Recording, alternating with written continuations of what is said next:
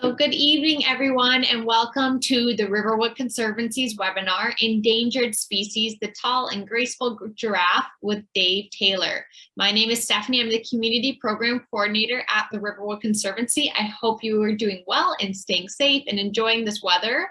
I want to say a special thanks to Credit Valley Conservation for supporting all of the work that we do. Before we get started, I just want to mention that all of our July programs are now on our website. Please register for as many programs as you would like. On your screen now, you should see our entire calendar of events for July. Anything highlighted in yellow are programs that are coming up and are open to join. We're easing our way back into in-person events that adhere to public health guidelines, and we'll be offering outdoor yoga, meditation, and forest bathing events through July to September. Spaces are limited, so register for as many sessions as you'd like at the riverwoodconservancy.org/events. And if you would like to support our virtual and on-site programs, as well as conservation of Riverwood's habitat and wildlife, please consider donating on our website. We'd greatly appreciate any small contribution to make a difference. Before we get to our speaker today, the Riverwood Conservancy would like to acknowledge that the land on which we operate is the territory of the Mississaugas of the Credit First Nation and the traditional homeland of the Anishinaabe, Wendat, and Haudenosaunee nations. This territory is covered by the Upper Canada Treaties and is within the lands protected by the Dish with One Spoon Wampum Agreement. Today, this place is still home to many First Nations, Métis, and Inuit peoples, and we are so grateful to have the opportunity to live and work on this land. And today, we have Dave Taylor, who is a wildlife photographer and the author of more than 40 books on wildlife and ecology. His most recent book, Black Bears, A Natural History, 2nd edition, is available now. Dave also focuses his efforts on producing educational videos and material about wildlife for both the public and to support school curriculum. He has traveled throughout the world capturing nature with his camera, and he frequently visits Tanzania, where he guides wildlife safaris. Dave taught science and geography for more than 30 years and nature photography at Humber College for more than 25 years. And today he is the consultant for the Riverwood Conservancy. If you have any questions during the presentation for Dave, please type them in the Q&A section and we will address them at the end of the presentation. So Dave, I will hand it over to you. Thanks so much for being here. Thank you, Stephanie. I appreciate your help as always. I couldn't do this without you. So welcome everybody. Today we're going to talk about giraffes. Now, as Stephanie said in the introduction, I have been fortunate enough to guide a number of safaris to East Africa, and I've done a few safaris on my own. And I would say that with the clientele that I have over there are 3 or 4 favorite animals. A few people really like the elephant. Some are enamored by the hippo. A few like lions, actually more than a few. And then there are the giraffe lovers.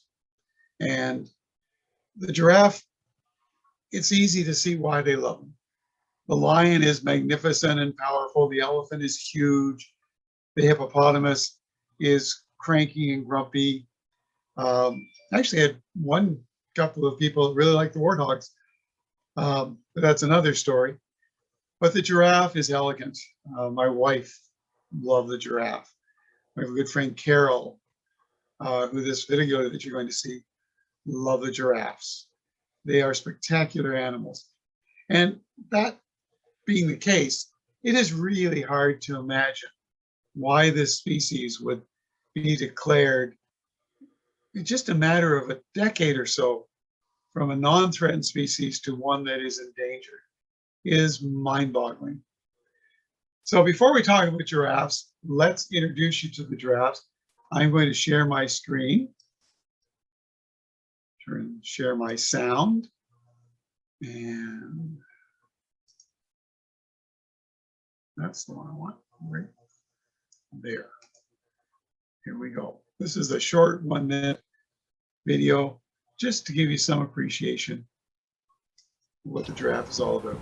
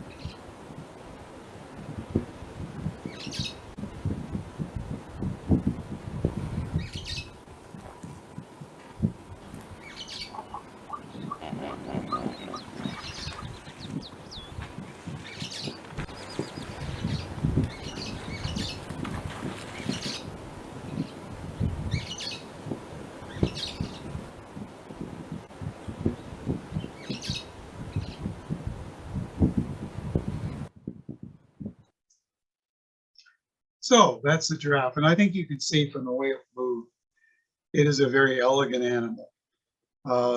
Something that if you watch that video again, it's available on my YouTube channel. Notice how they walk. Giraffes do not walk like horses. In fact, the way the giraffe walks is one of the reasons it got its Latin name, Giraffa camelepardus. I think I'm pronouncing that right. The first word of the second name is camel. Giraffes walk by moving the legs on the same side of their body. So when their right front leg goes forward, so does their right back leg go forward. And then they reverse and the left legs go forward and the right legs. And what that does, and you can imagine just by watching me do it now, you get this rocking motion. And camels were called the ships of the desert, partly because people got seasick on them because they walk the same way. So you get this rocking back and forth. It's not like a horse that uses right leg forward, left leg back, left leg forward, right leg back. Very different type of walk. And of course, the second part of the name of the giraffe, leopardus, is because they were spotted. And somehow in the ancient Roman world, they came to the conclusion that an antelope had mated with a leopard and created this animal. Actually, a camel and a leopard had mated. And of course, that's nonsense and not possible. But that's where it gets its popular name. So I'm going to share the screen again. We'll go take a look at some pictures and we'll talk about giraffes. This time there is no sound, so.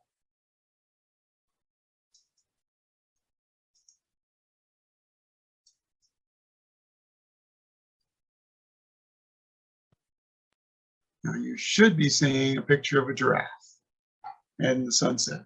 And Stephanie, if you're not seeing it, let me know, but otherwise we'll continue. So the giraffe is found only in Africa.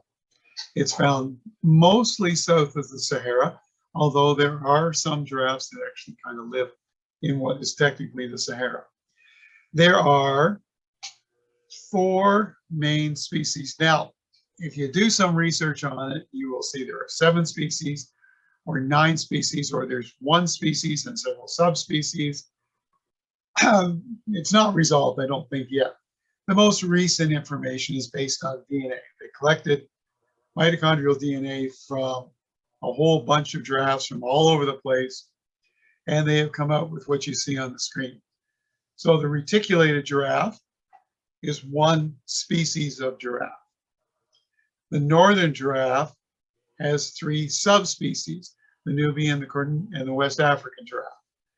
The southern giraffe is divided into 2 groups, the Angola giraffe and the South African giraffe. And the one, if you go on safari, that you're most likely to see is the Masai giraffe. Those are the species. Then if you look at their classifications, the reticulated giraffe is classified as endangered. There's about 8,700 of them.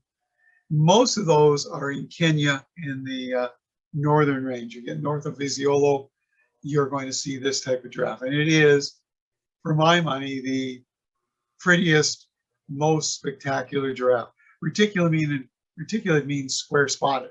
And you can look at this picture on the left and you can see that it's clearly well named. The northern giraffe, which I've never seen technically in the wild, although I have seen it sort of in the wild, it was rescued and brought over to a reserve in Kenya, Lake Naivasha National Park, where there are some 4,700. Some of these species are critically endangered, like less than 1,000 animals, subspecies rather. The southern giraffe is not considered a species of concern. If you go to South Africa or Namibia, this is the giraffe you're likely to see. In fact, it is the only giraffe there. There are 2 subspecies. And if you go to East Africa, there is the Masai giraffe. And this is the one you'll certainly see on safari. This is the one that you see in the Serengeti.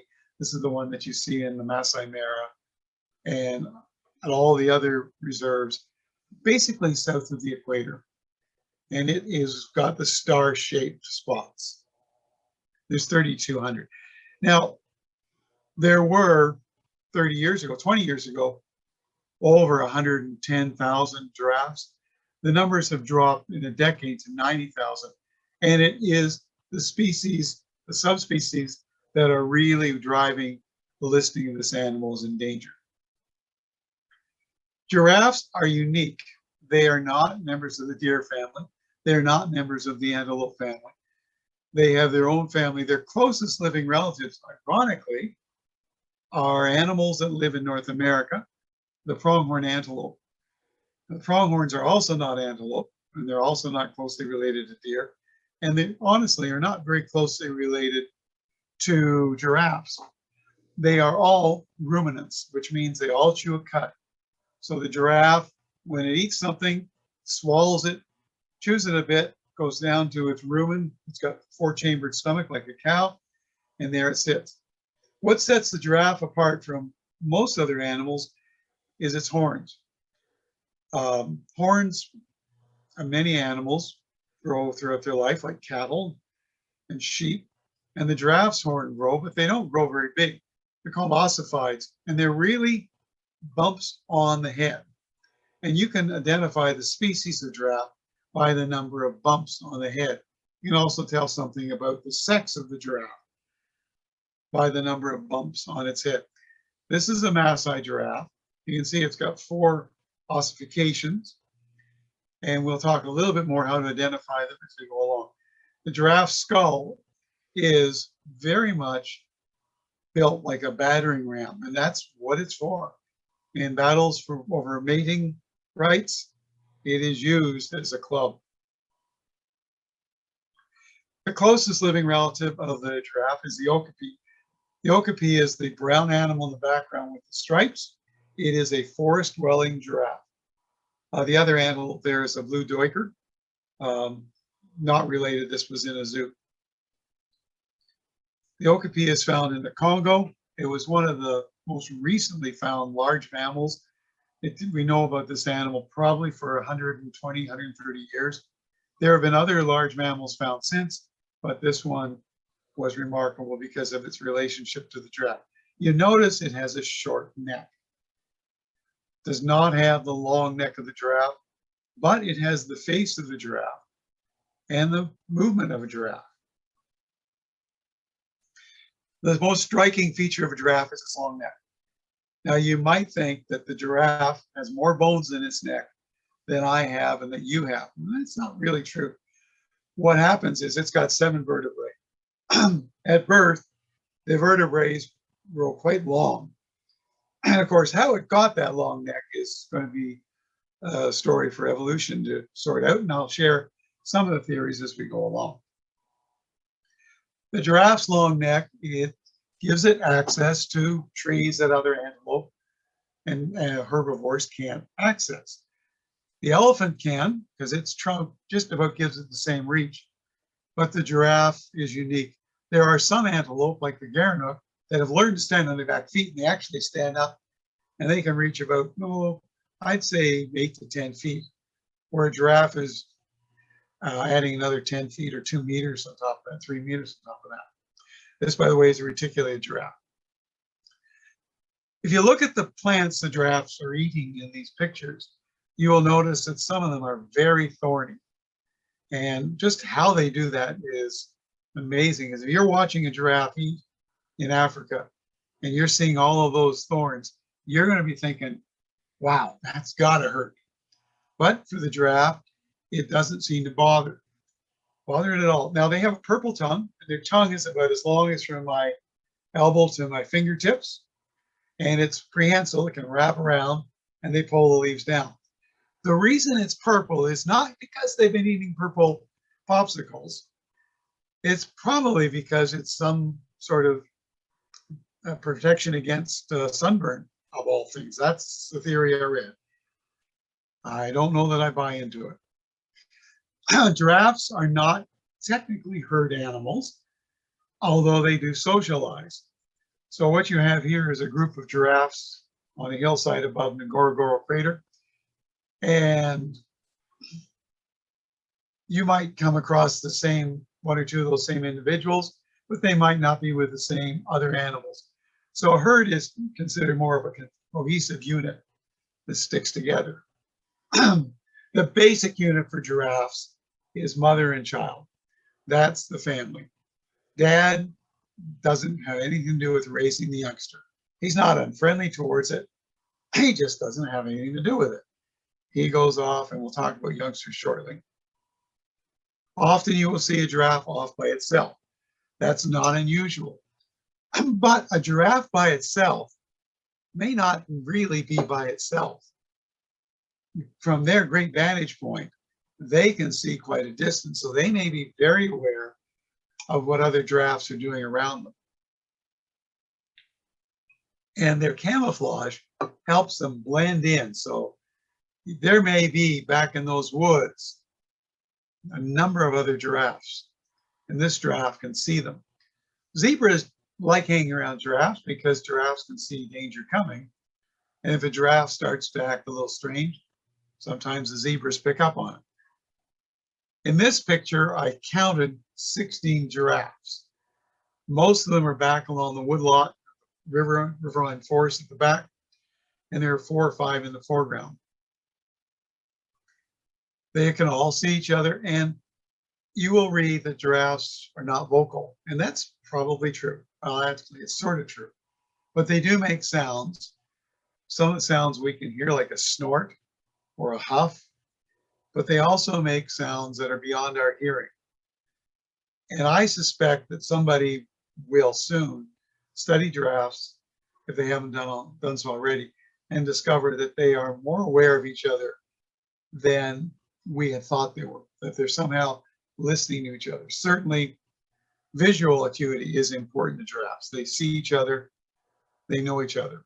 So in a herd of giraffes, it's mostly females, and again, the herd is used loosely. The females probably are related. So even though they're not a true herd, in one sense, they are herd in another. They know each other, they hang around with each other. It's mothers, daughters, and sisters. Brothers go off on their own. Almost always, it's females and youngsters if you see a group of giraffes, but males will hang around. There is no breeding season for a giraffe.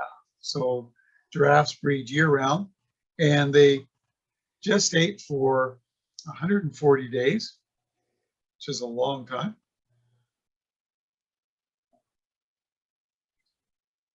This is down in South Africa. You can see that giraffes will be quite social, particularly around water holes. If something spooks the antelope, the giraffe will run. If something spooks the giraffe, the antelope will run. They're also found where the baobab trees grow. Now, this is the hotter part of Africa. When you see baobab trees, you're expecting days like the sort of days we had a few weeks ago. They're really hot, usually above 30 degrees. Baobab grows in the low country. And most baobabs are not fed upon by giraffes because they're too tall. They do feed on the young baobabs. Elephants and giraffes often are found in the same area because they eat the same plants. They're competitors of a sort. The elephant will sometimes even help the giraffe out because they're very destructive and they'll pull down trees or branches, and that will make the food more available. In a situation like this, there is ample food for both giraffe and elephant. This is in the Euphorbia forests of East Africa. That's another type of tree. That tree, basically, it's called a candelabra tree, leaks a poison that is really toxic. And I've never seen a giraffe feed on it, but it doesn't have leaves. It's more, well, you would call it a cactus, but it's not a cactus. Giraffes have lots of enemies, particularly lions, occasionally hyenas, very rarely wild dogs, which are the animal featured in this picture. And an adult giraffe, once it gets nearly full grown, is pretty hard to kill. Picture the dinner plate that you had for your food on tonight and think how round that is. Well, that's the size of a giraffe's foot. And if a giraffe were to connect with that foot on your head, your days are numbered. There are not going to be very many of them left. And lions have been known to be kicked to death by giraffes. And they're very good. They will lash out backwards and forwards. But for the most part, when you're seeing giraffes, you're seeing Africa when it is truly a peaceful kingdom. They spend most of their time feeding and ruminating. Excuse me, my throat's getting a little dry. The giraffe eats and then it goes and rests. Now it does most of its eating in the morning and the afternoon. It ruminates a lot of the time. You'll see them chewing their cud. They'll also cause what's called a browse line in taller trees. So if you've got a cottage and you go up north to your cottage and you'll see along the lake a line of trees that are kind of trim, that's the browse line of a white-tailed deer. Well, picture that about 2 or 3 meters higher in Africa, and that's the browse line. And that's why you get these umbrella-shaped trees like the acacia that is so familiar. Lions are particularly good at hunting younger giraffes. They're not especially keen to hunt an adult giraffe, although they certainly will. Giraffes do die. This one died of old age in Nairobi National Park, and it's part of the recycling program. The body is fed on by vultures and hyenas and jackals and lions and gets restored to the environment.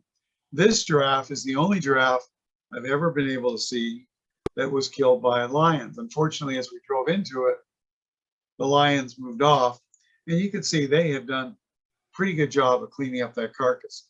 The hyenas will come in and finish it. Hyenas can actually eat the bones. When a giraffe is startled, it runs. Now, remember I told you they walk with left legs forward, right legs back, and then vice versa. When they run like a horse. The same motion. Opposite legs forward and backward, and this gives them a pretty distinctive gallop. They can run as fast as a racehorse. One of the reasons they can do that is they're covering a lot of ground in one step, a lot more ground than you and I could cover. So they're pretty fast, and once they get going, they're hard to catch.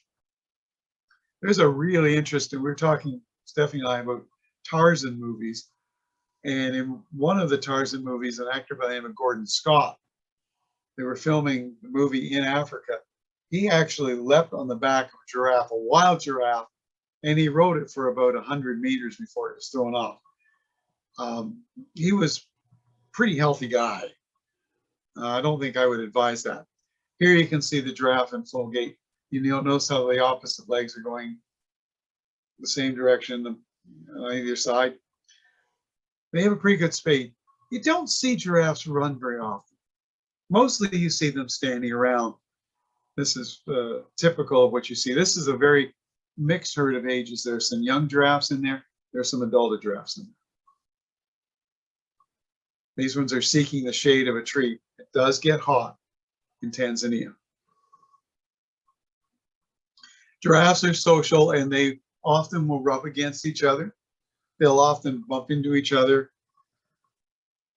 and then they'll head off on their own. Now, male giraffes go off on their own looking for females. They do not hang around the herd. So when you see a male giraffe, it is often off by itself, feeding or just wandering around looking for its next girlfriend. And since they come into heat, I think it's about every 15 days, he has to go around and check the herd out. This is a male. You can tell by his horns. Now, the way you can tell he's a male, other than kind of the obvious thing, is the top of his horns. Female horns don't go bald. Male horns go bald. They're bony. Females always have kind of a tuft of hair. So the guy in the center is definitely a male, and he's a mature male. You can tell by his size. They tend to be bigger. They'll be darker.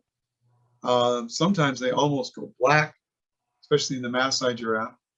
And when they sense that a female is in heat, they will follow her around. And the way they do that is they sniff her urine, Actually, they don't get down to sniff the urine because that'd be on the ground. They sniff her backside, and they have what they call a Jacobson organ in the mouth, and they sniff it. And then if they find what they're looking for, they curl their lips up, and they tilt their head up, and they look really stupid. And they kind of look around like, oh, I look what I found. And that tells other male giraffes that he's found an ovulating female, which can lead to other things. They try to escort the females off for mating purposes, but it doesn't always happen. Here you can see them feeding on those thorns. If you look at those trees carefully, they're just a mass of thorns. Some of them as long as my fingers.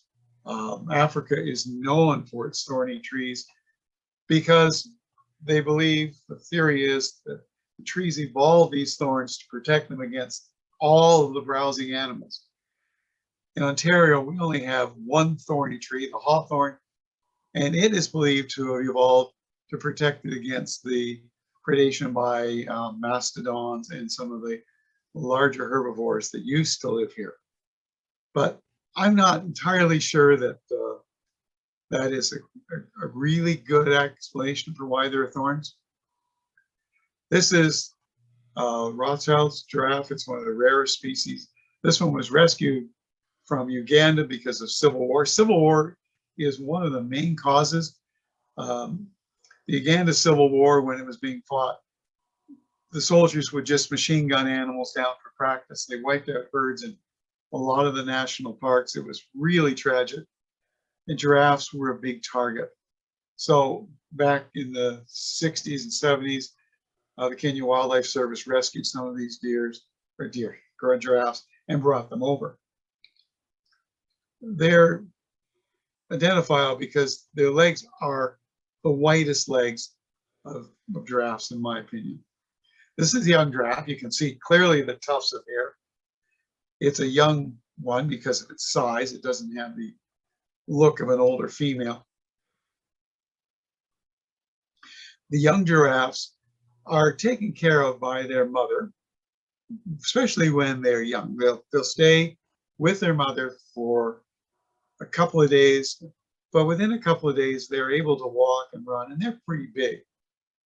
Then mother will go off to feed, and she can go quite a distance away from the babies. And while they're feeding, one female giraffe will stay with the others and look after the babies. Now, she doesn't look after everybody's baby. She looks after hers. But if a giraffe, she senses danger, she'll kind of snort and the rest of the baby giraffes will run. But even so, it's when they're in this kindergarten, they are the most vulnerable. Another way of telling a male giraffe is watching it feed. Male giraffes can tilt their head straight up. A female giraffe can only get in a certain angle. I don't know why that evolved to be, but that's the way it is. Here's a young giraffe feeding with its parent, and it soon gets onto thorns. They will lick them. They will look after them. You can see how fluffy that baby giraffe's horns are compared to his mother's even. This is a kindergarten. This is in Nairobi National Park. These are all young giraffes. Now they look pretty big, but when the parents came back, you could really tell the difference. This is when they are absolutely the most vulnerable to predators like lions, hyenas, occasionally leopards in the trees. Once they're out on their own, they can run pretty fast. Did you see the giraffe in the background, how well camouflaged it is? This is mom coming back.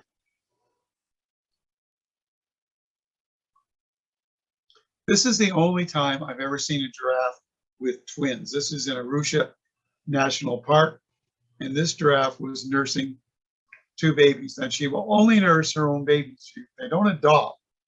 So there's no question these are both hers. Looking after two young giraffes has got to be one of the most difficult things in nature, because you can't fight lions off from two. If the babies get separated, one is certainly going to fall. But fortunately in Arusha, I do not believe there are any lions. There are leopards, There might be hyenas, but I don't think there's a leopard or lions there.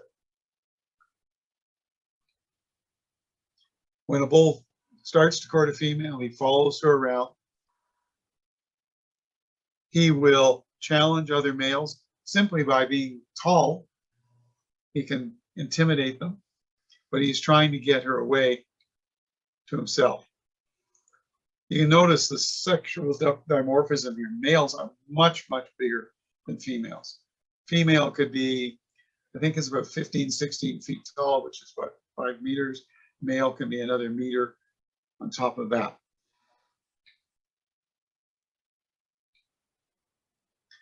If they get into conflict, they practice something called necking. Now, necking is when they swing their heads like clubs against the body of another rival. They do this both in play and in practice. So most of the pictures you're going to see of giraffes necking are pictures of them doing it for play. BBC, I think it was one of the Planet Earth episodes, actually caught some southern giraffes doing some really serious necking, and one bull just clobbered the other one and knocked him off his feet. And he was laid out for a while. You got to remember that skull weighs maybe 5 to 10 kilograms. It's swung at the long end of a long neck, a pendulum, and when it hits, you can hear it go thump if they're really serious. These two are just playing at it. They're not really serious. And sometimes they'll rub against each other just for the sake of, some socialization. They're just wonderful animals. Now, what's causing the problem for giraffes other than civil wars? And civil war is a big part of it. Somalia, northern Kenya, that's one area, places in Chad, things like that.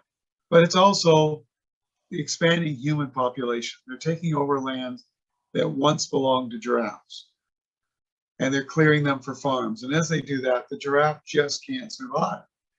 So national parks are really important reservoirs for these animals.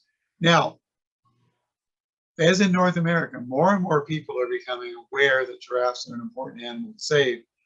And more farmers are saying, I'm going to leave area for the giraffes and for the antelope. And a lot of them are going into the business of keeping animals on their property and having tourists in. So this is a giraffe eating a thorn tree. Now, what we discovered, kind of accidentally, I think, although I'm sure they were curious, giraffes, when they browse on something, they're predators. So if you're a gardener and you have a deer come into your backyard, you think of the deer as a predator on your plants. Well, giraffes can be thought of the same way. They're preying on these trees. The trees have to have a way of protecting them. Now, obviously, thorns work, but not very well with giraffes. So somebody asked, is there another mechanism at play here? And turns out there is. So we are in we're actually on the Ngorongoro crater slopes. There are no giraffes in the crater itself, but there are giraffes on the slopes, and they're in basically a whistling thorn forest. That's what they call it. It's a forest. Now, whistling thorns don't grow very big, and they're called whistling thorns because when the wind blows, the thorn trees whistle. And the reason they whistle is because they have a little hole in most of the thorns.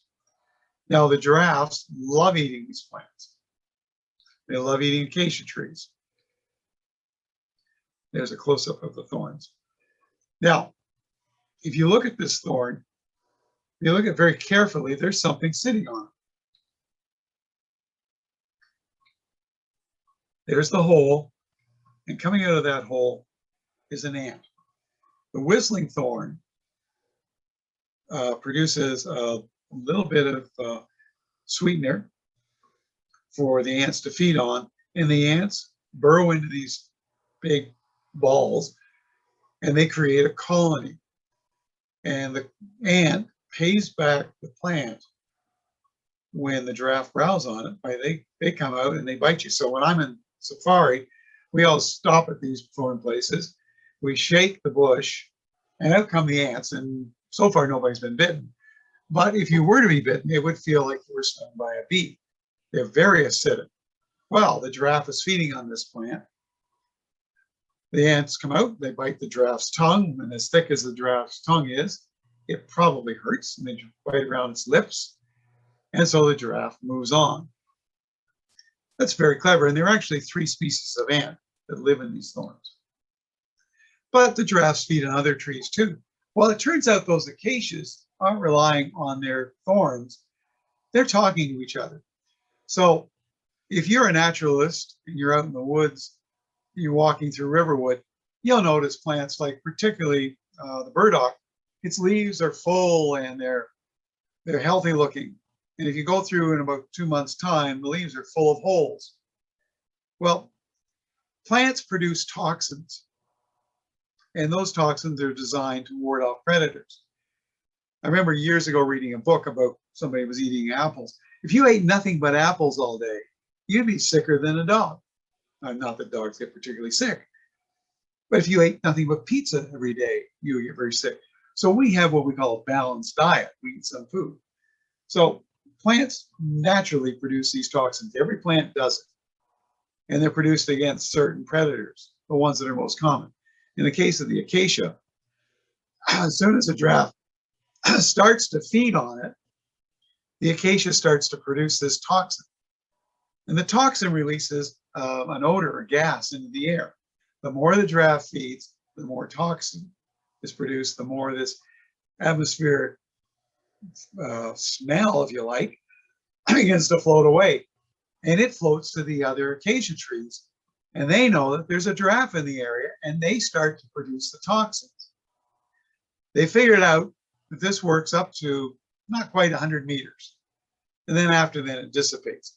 So what you'll see when you see giraffes feeding on these plants is they'll feed for a while in one area, and then they will walk by perfectly good-looking plants, trees, to another one that's quite a distance away.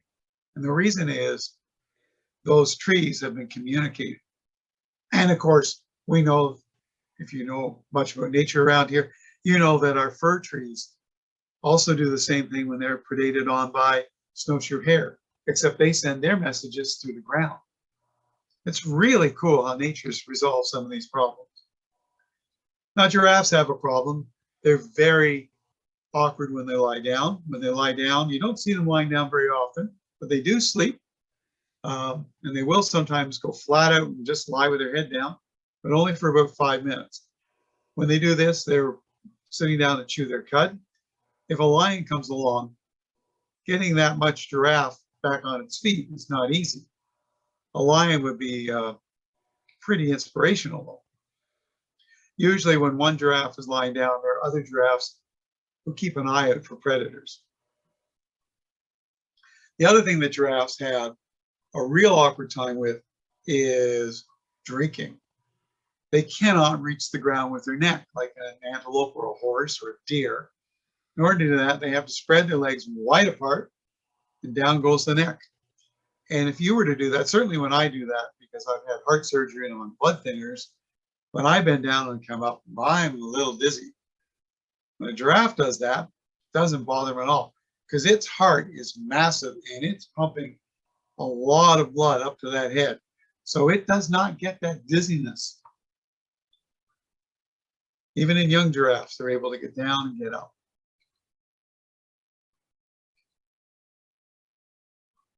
It's really fun to watch giraffes when they're drinking.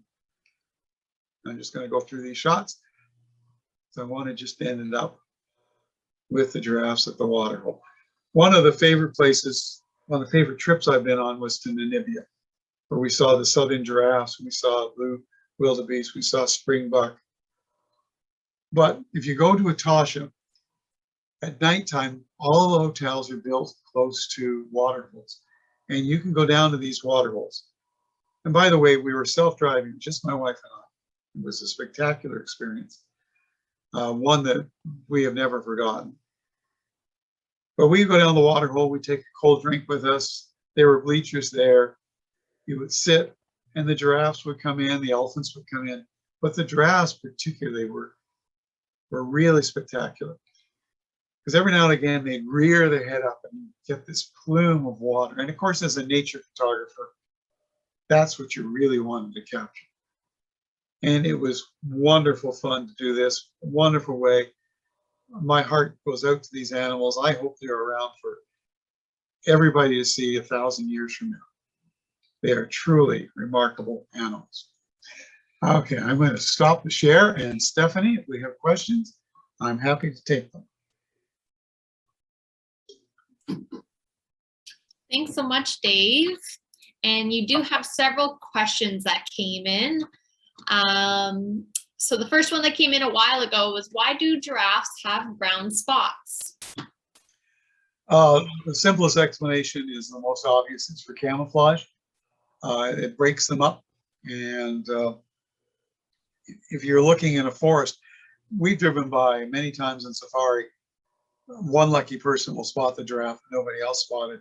You would think something that tall would be easy to see, but the shadowing in the forest really makes them blend in. It's quite amazing, actually. Awesome. And there's two questions came in here from Christina, who asked, what about the Rothschild giraffe? Where does it fit now? And while I'm at it, what about the Thornycroft Rhodesian giraffe? Have these subspecies just disappeared? No, if I went back to that slide again, maybe I can do that on my screen here. Sure. The Rothschild is also known as the Ringo giraffe, I think it is. Where's that slide? Gotta go right to the beginning. Give me a second. I meant to say that, and I know I didn't, so I apologize too. Here we are. Slideshow, current slide. And while we're waiting, if anyone else has any questions for Dave, just put them in the Q&A tab in Zoom. And if you're watching on Facebook, you can just put it in the comments section as well. Okay, I'm just going backwards here. Give me a second. All right.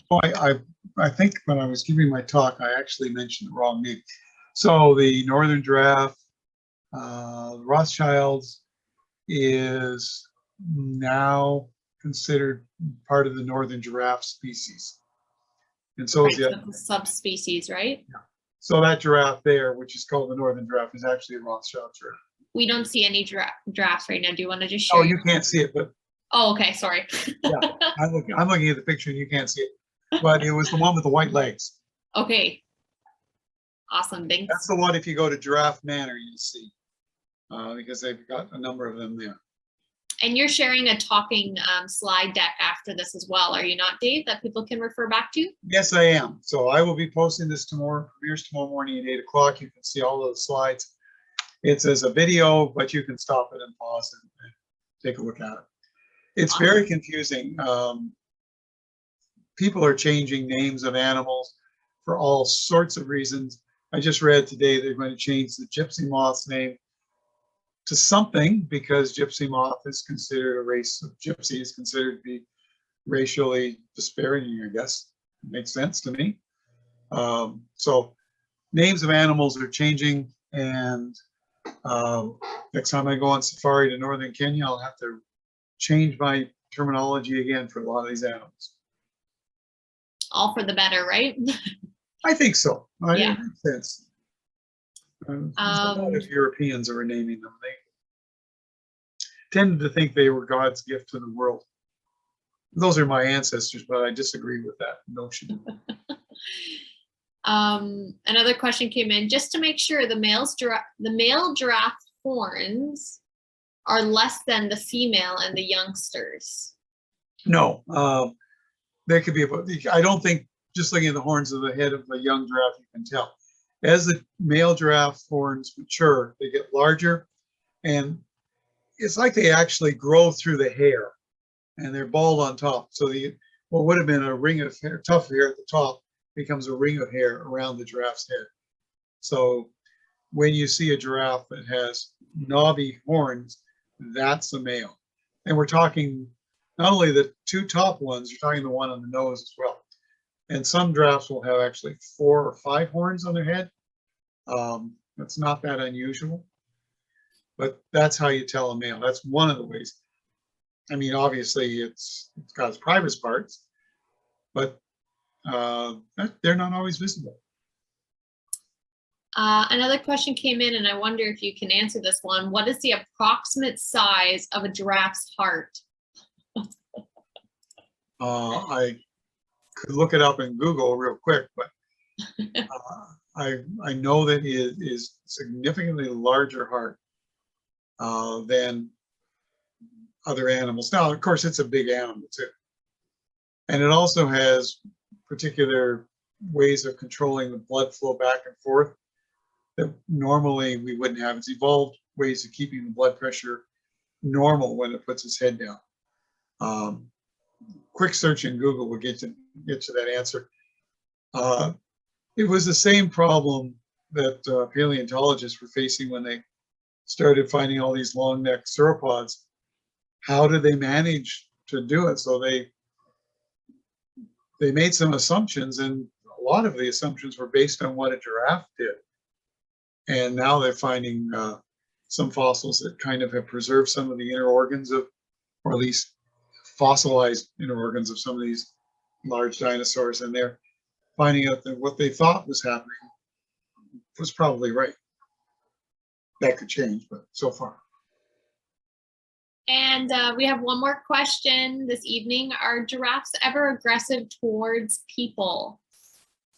Oh yeah, if you go and try and rope one, you're going to find you've got a problem with them. If you get near a giraffe that's protecting your baby, they are aggressive. They will protect themselves, and they will protect their youngsters. And they do that not with their necks and their head, but by kicking out. However, of all the animals on safari, they would be the one that I would be least concerned with. Giraffes are not an animal that are known to attack people. You have to do something pretty stupid to get injured by a giraffe, I would say. I don't know anybody. I mean, hippos have killed people. Lions have certainly killed people. Elephants kill people. Giraffes, yeah, it's probably a researcher that got kicked. And by the way, just speaking of research, a shout out to Anne Innes Dad. She was the first person to ever research giraffes, really. She did that back in the 50s. This book, which is an older book called Portraits in the Wild, has a chapter. She is featured in the chapter. And more recently, she's featured in this book from about 3 or 4 years ago. And she just received honorary recognition for her work. Spectacular fact that most people don't know that she did all this work. She's been The Woman Who Loved Giraffes is the documentary on her. She's well deserving of the work she did.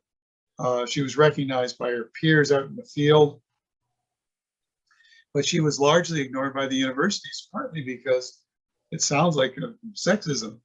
And that's a shame, because she did some remarkable studies. And a lot of people don't know that it was a Canadian that was one of the first people to study black rhinos. And what we know about black rhino social life, we know because of a Canadian. Another Canadian studied giraffes as well. So Canadians are really up there in the ranks of people doing really good wildlife research. Something to be proud of. And many of them are females. It's not just like it used to be thought of as a male thing, but it's remarkable how the balance has changed. If you go out in the field, as I've done, and you go to a research camp, which I was fortunate to do a few years ago with a person who I had taken on safari when she was 17, and she's now running this camp in Kenya. This was a few years ago. And I would say 2 guys in the camp and the rest are women. And I thought, this is amazing. This is really perfect. And what a difference it has made, just to finish up on this note, is that for years, wildlife behavior was always based on what the males do. The males are the big guys. The male rules the pride. The male does this. The male does that. And then people like Jane Goodall and Shirley Strum came in, and they started looking at the same animals, particularly with Shirley with baboons. And she found out that it was the females that were the core. And now we know that that's true for lions. The white-tailed deer at Riverwood, we know that it's the does that are the ones that are there year after year after year. They're the ones that hold the property, the territorial holders. And this is because of a simple change. We started to empower back in the 50s and 60s women in the field to do research. And it's been a wonderful change. It's just amazing. And just most recently, it's appalling that the woman who was doing all the work with the NDA drug, the one that we're now taking, Pfizer, Moderna one, she discovered that process a few years ago, but because she was a woman, they ignored her. That just should not be allowed to happen in our society. And I am so pleased with wildlife research that a lot of the books that I research and use in my books, my stories, they're now written by women. And I think their stories have opened up a much more reasonable books to wildlife. So that's a little aside, little editorializing to run the evening out. A very good side note too, Dave. Thanks so much. Yeah, I thought you'd appreciate it. This is the woman who took over my job, so. There's just one more comment that just came in. Somebody said, in The Woman Who Loves Giraffes, one expert told her that he didn't think that giraffes would make it in the wild without major assistance. If some species are not considered endangered, then that seems quite surprising. Not quite sure. Yeah, and I think what the expert was telling her is correct. The Masai giraffe, which has got like 32,000 animals, and it's the one you see very commonly, and the South African giraffe, those giraffes are, their core range are protected in huge national parks. And if those national parks were to be taken over for farmland or for mining or whatever, we would lose that habitat and we would lose those giraffes. So the ones that are endangered, they don't have national parks where people go to visit them. I mean, if you go to visit them, you pretty much have to have an armed guard with you in a tank to do it safely. I think that's an exaggeration. But the thing that will save the giraffe is people like those folks that are watching this. If you care about them, if you go see them, even if you go see them in the zoo, it's sending a message that people care about these animals. You could say the same about deer. I mean, our deer population there were no deer 130 years ago in Mississauga. They've been wiped out. There were very few deer in Southern Ontario because we just took over their habitat. But once we started to value deer as a hunting species, we started to create habitats for them. You know, that'll save them. And the giraffes that are endangered are the giraffes that are in places where civil war is going on, or they're really difficult places to get to. So when I guide a safari to Africa, it's not just the fact that we're going to Africa, having a great time with the animals. We're putting money into the local economy. We're saying to the Tanzanians or the Kenyans, these animals are worth saving. Somebody figured out a lion is worth $1 million in tourism. Just a lion. Every lion is worth $1 million. That is really what's going to save the giraffes, is tourism and people supporting the World Wildlife Fund, Nature Canada, places like Riverwood, places and politicians that support these sorts of things. Those are going to make the difference. We don't care, we're going to lose them. And that's what that fellow was addressing. And that's the difference between the Masai giraffe and those other subspecies that are likely to disappear.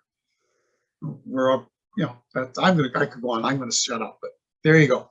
Good question. That's all the questions we have tonight, Dave. And I'm sure we could all just sit here for another hour and listen to your stories. Everyone's sticking around and very intrigued. So thank you so much for another great presentation. Dave has another one coming up in a couple weeks on Red Fox as well. So keep your eye out for that one and sign up and register for any upcoming webinars. Dave, thank you so much again. I don't know if you have any final words before we say. Just to let everybody know that the video is on my YouTube channel, Dave Taylor Wildlife, and this video will be posted, and Stephanie can share the link, and of course you can watch this talk again over and over. That's what I like to do when I'm all alone trying to I watch my old shows. So you folks get out there and enjoy them. I'll talk to you later. Thanks so much, Dave. Thanks, Stephanie. Have a good evening, everyone. Bye-bye.